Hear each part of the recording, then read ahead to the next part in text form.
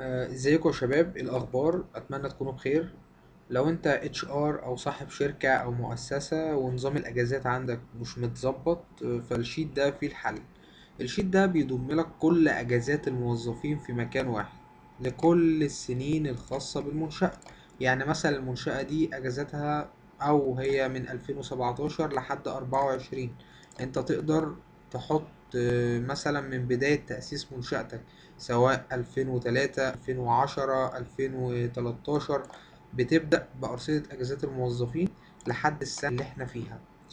هو أرصدة الأجازات دي بتتحسب تلقائي، يعني هو بيوصل لآخر رصيد أجازات تلقائي.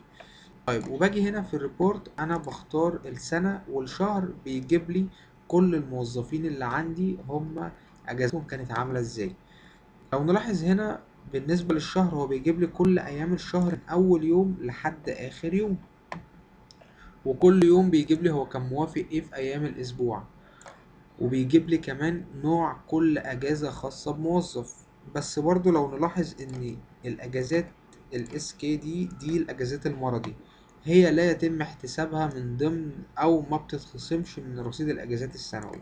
هي بتبقى موجودة بس للعلم ان الموظف ده خد اجازة مرضي يوم الاربع 10/5، او الموظف ده خد اجازة مرضي يوم 23/5. فطبعا في سهولة في عرض البيانات. ده غير ان انا لو مش عايز ابحث عن كل الموظفين اللي عندي مرة واحدة واجيب ايام اجازاتهم، انا ممكن اكتب في اضيف اوبشن هنا ان انا احط كود موظف معين يجي اجازاته اللي خدها خلال السنة اللي انا مختارها او الشهر اللي انا مختاره.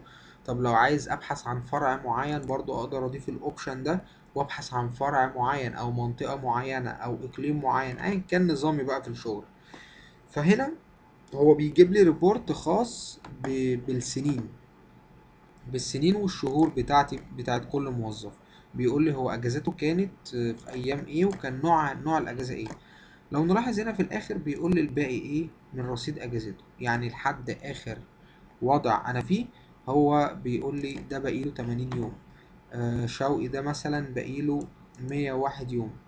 طب لو رحنا مثلا لسنة 24، 2024، نفس الشهر برضه، شهر 5، في ناس واخدة أجازات منهم شوقي برضه خد يوم في 24، رصيد أجازاته اللي باقي 101 يوم.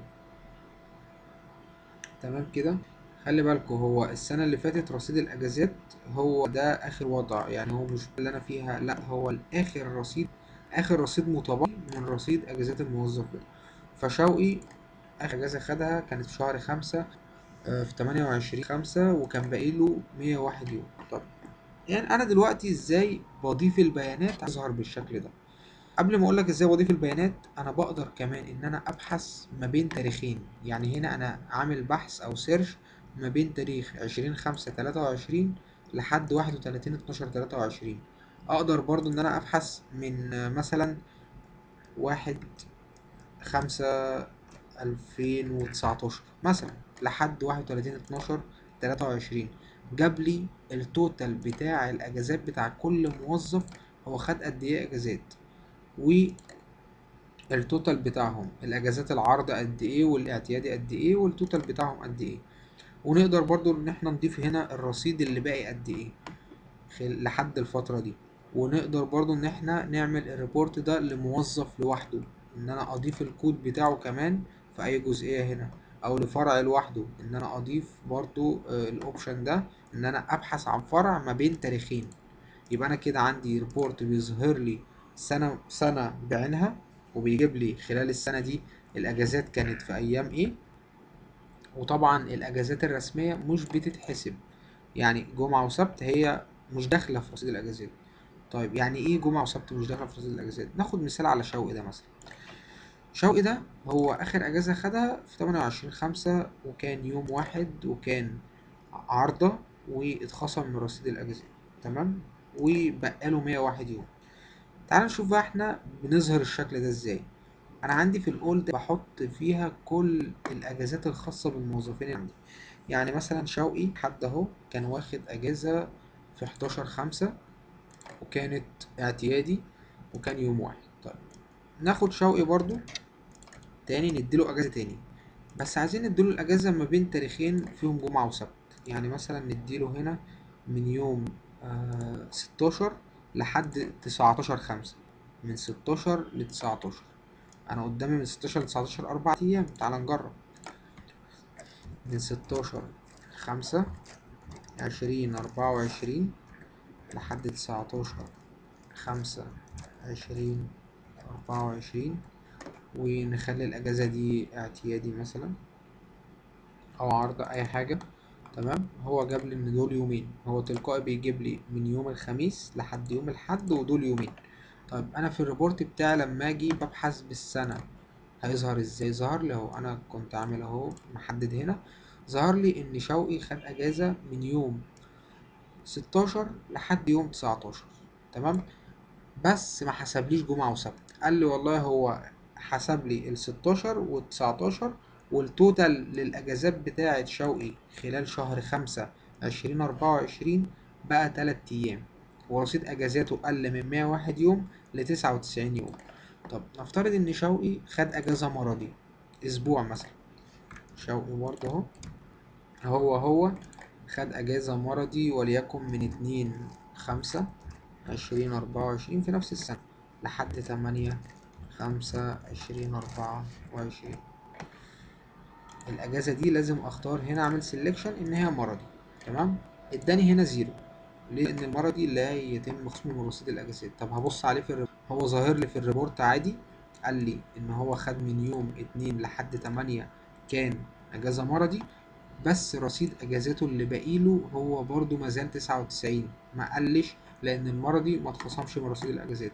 يبقى انا الشيت ده فيه كذا اوبشن، ان انا اقدر اظهر الريبورت ده لكل الموظفين اللي عندي، او لموظف بعينه لو ضفت اوبشن الكود، او لفرع او لمنطقة او لاقليم.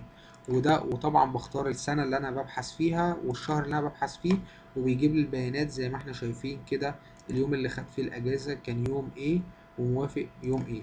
تمام، ده ريبورت بشكل معين. في ريبورت تاني انا لو ببحث ما بين تاريخين، ما بين كوارتر معين، ما بين مثلا من نص 23 لحد آخر 23، من نص 23 لحد نص 24، بيجيب لي كل الموظفين اللي عندي هم خدوا اجازات قد ايه، والتوتال بتاع الاجازات ده قد ايه. واقدر اضيف هنا زي ما قلت الرصيد اللي باقي للموظفين خلال الفترة دي ايه. واقدر برضو ان انا اعمل ريبورت للموظف لوحده لو ضفت الاوبشن بتاع الكود. وكل ده بيتم التحكم فيه عن طريق ان انا بضيف بيانات الموظف هنا، بحط كود الموظف واسمه، واقدر اضيف بيانات تانية، بس انا بكتفي بالكود والاسم دلوقتي.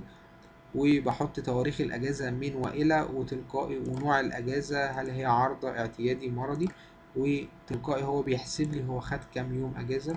وفي الاخر خالص بيقول لي انت في اخر سنة انت فيها 24، رصيد كل موظف بقيله هو كذا. وانا باجي للسنة اللي بعدها 24 خلصت، باخد ده كوبي وبعمله هنا بيست، واحط بس 25، ويبتدي برضو يسمع لي بقية الأرصدة تلقائي، زائد ان هو بيضيف لي ال21 يوم او ال30 يوم بتوع السنة الجديدة. تمام، الشيت ده لو استفدت منه او هتستفاد منه تقدر تعمل لي كومنت ان انت محتاج تشوف الفيديو بتاع الشرح بتاعه، وانا هبعت لك فيديو الشرح بتاعه في كومنت. ولو انت مش عايز تشوف فيديو الشرح ومحتاج الشيت جاهز، تقدر تبعت لي رسالة، والشيت ده بمبلغ رمزي جدا تقدر تاخده وتستفيد منه. وكمان بنضيف لك الحاجات اللي انت محتاج ان هي تنضاف في الشيت على حسب نظام شركتك او مؤسستك. اتمنى تكون استفدت من الفيديو، ما تنساش لايك وتشترك في القناة علشان تشوف كل الفيديوهات الخاصة بالاكسل وبمجال الاتش ار. بالتوفيق، مع السلامة.